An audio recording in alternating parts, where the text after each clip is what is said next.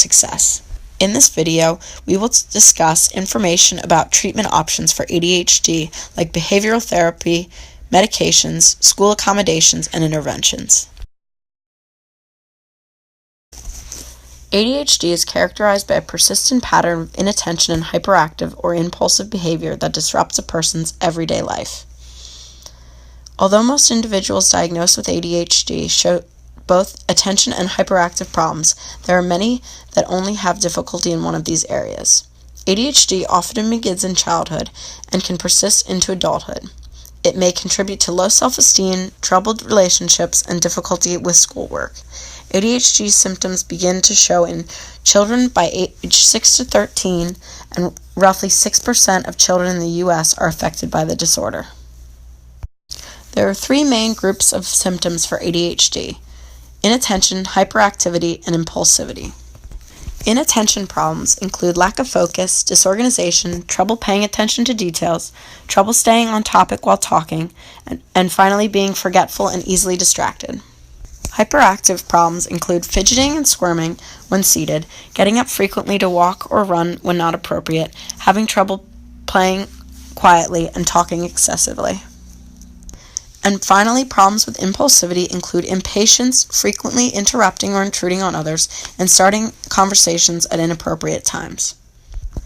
Many of these symptoms happen from time to time in all kids, but with children with the disorder, they happen a lot, at home and at school, or when visiting friends. From the beginning, 6-year-old Christian Siclari had energy to spare. He was almost like a whirlwind. Which wasn't easy on parents Laura and Adolfo.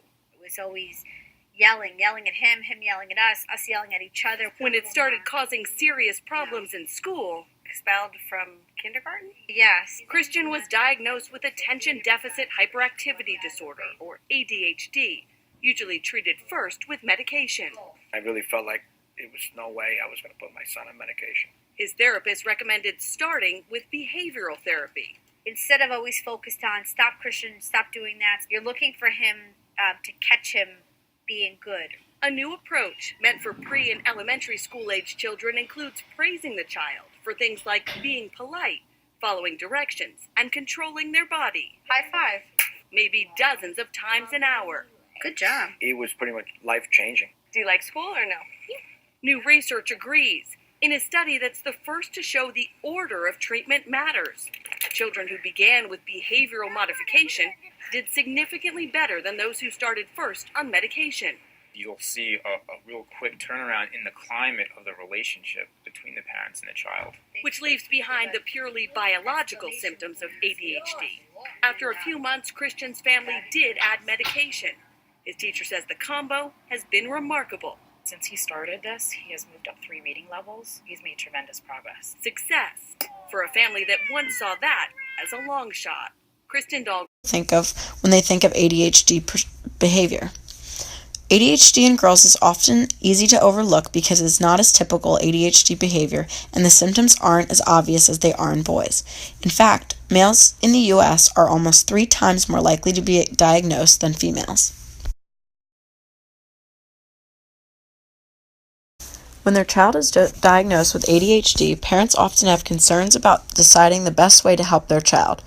It is important for parents to remember that ADHD can be successfully managed.